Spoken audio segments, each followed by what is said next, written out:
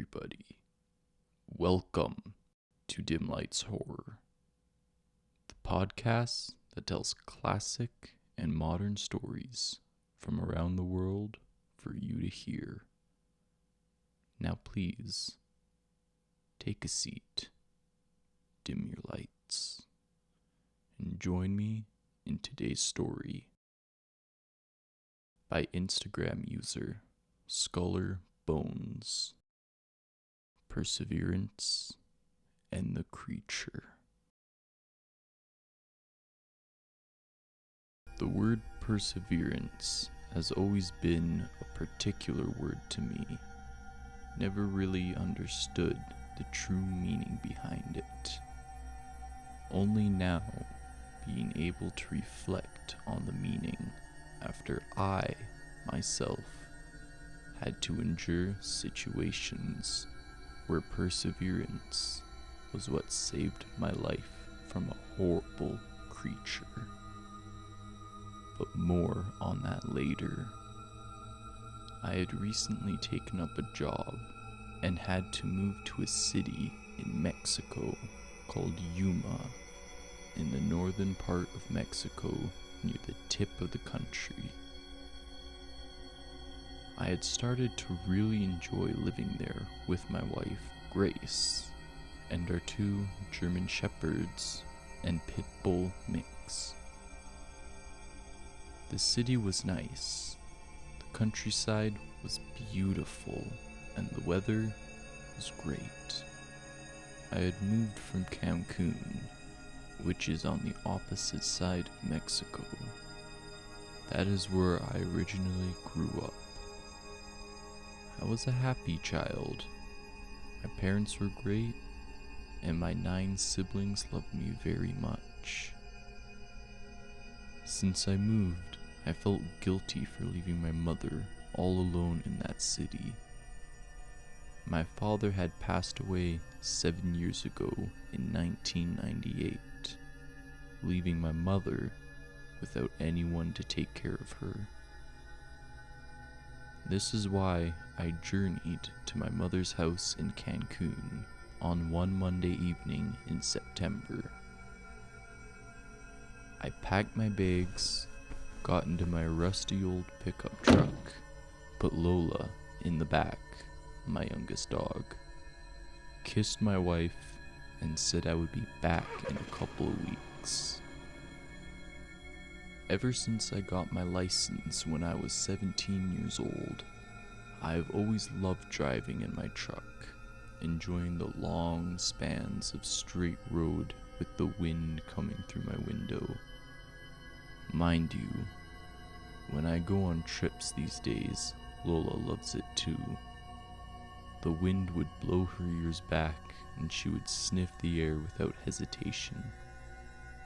I usually would leave Lola home with my wife while driving, but ever since a friend told me about his encounter, I've always brought a dog with me on long night drives, along with my .22 rifle. I am a police officer and have trained with weapons on many occasions, but thankfully I have never had to use them on anyone. My fear of being on long roads all started when Pedro, my coworker in the field, had told me a story. I heard Pedro coming up from behind me on one Monday afternoon. Pedro is a tall, lanky man. He is very fragile looking, but always seems to be the loudest one who works at the police station. After lunch, he came to me and whispered, "Lois, I need to tell you something."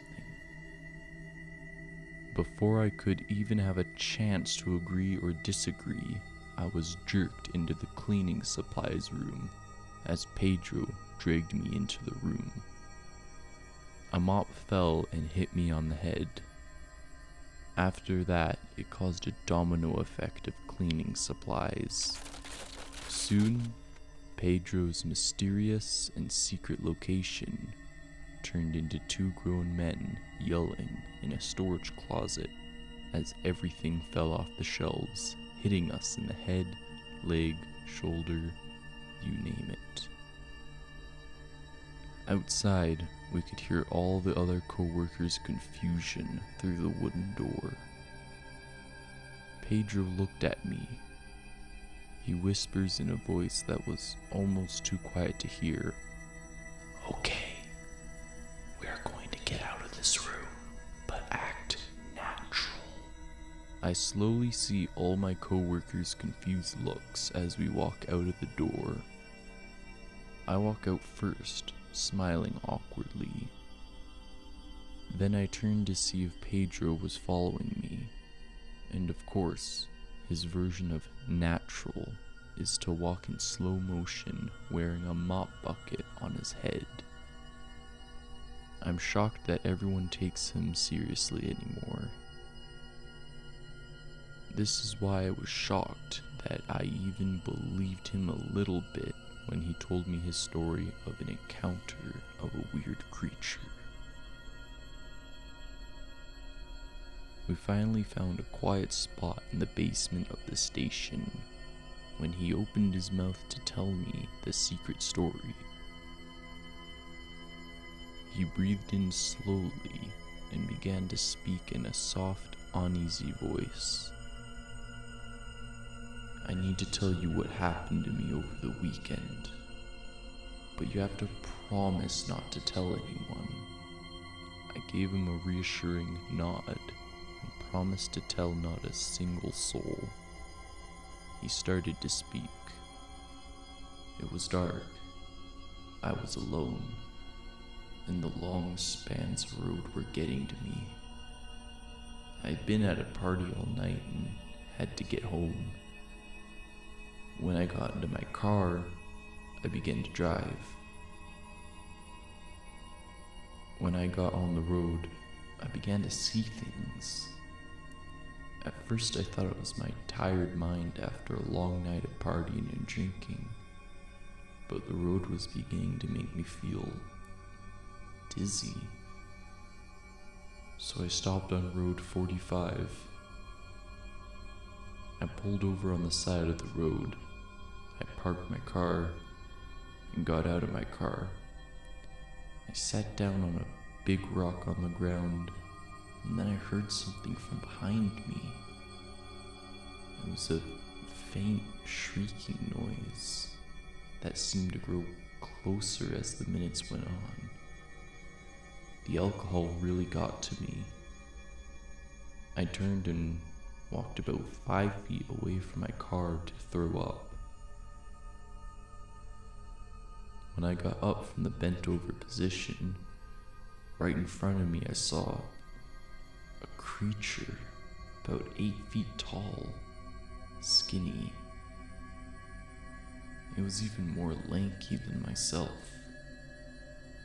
It had skinny long arms that hung from its body like noodles. A gray skin that seemed like it was not from this world. It was very similar to a human when it came to its body structure, except the feet were turned completely backwards. I looked up the tower of the figure, and his face was horrifying, with a long face as a dog, bony and small yellow eyes that glowed in the darkness. Pedro looked as if he was going to cry. His face was red, and his eyes were large with fear. I sat there in concern for my friend, but not quite sure if I believe him.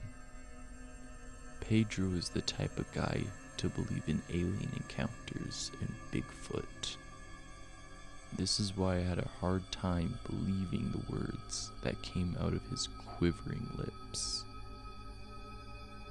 When we got up from our seats that we were still sitting in, it was 5:30 p.m. and it was time for me to get home and pack for my trip tonight.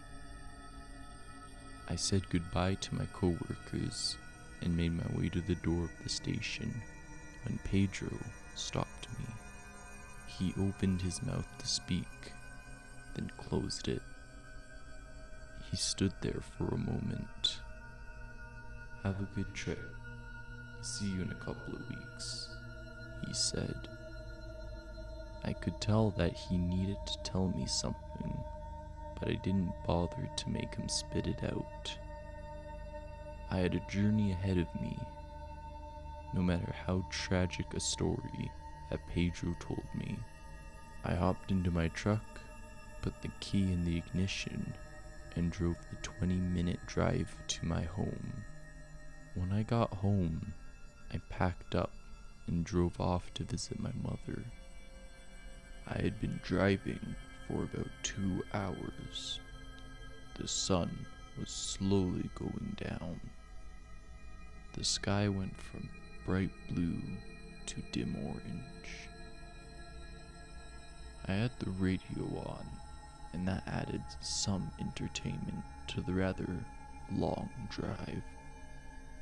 I had Lola sleeping in the seat next to mine. It was nice to have hours to myself, and I enjoyed it. I had never been much of a social butterfly, so loneliness is where I was comfortable. I felt happy and safe. But then an unwanted thought entered my mind. Pedro's description of the road and the faint screaming he had heard near the horizon. I breathed in and out slowly. "Don't be stupid. Pedro thinks the world's gonna end in the year 2020, and he thinks that there's an elite society of people controlling our world," I said to myself out loud, waking my dog. I looked at Lola. "Pedro is crazy, right, girl?" Not expecting an answer. "I don't even believe in ghosts," I thought to myself. "Mythical creatures, just like Santa, they're all just stories, right?" I turned up the radio to distract me. My favorite song came on, and I blasted it loud and felt my worries go away as I sang out the lyrics. It was dark now.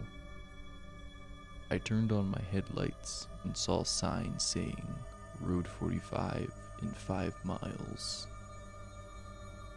This is when things begin to get weird. My eyes begun to feel dizzy and my brain felt fuzzy.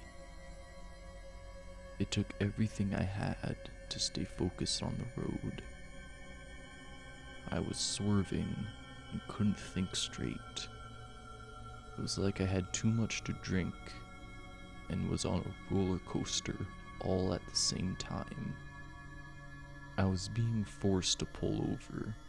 My stomach tossed and turned, leaving me feel nauseous. I pulled over at the sign that read Road 45. Thank you all for listening. If you're listening on YouTube, please subscribe and leave a comment. I value your feedback. And if you're listening on Spotify, click the follow button to hear more stories from Dim Lights Horror.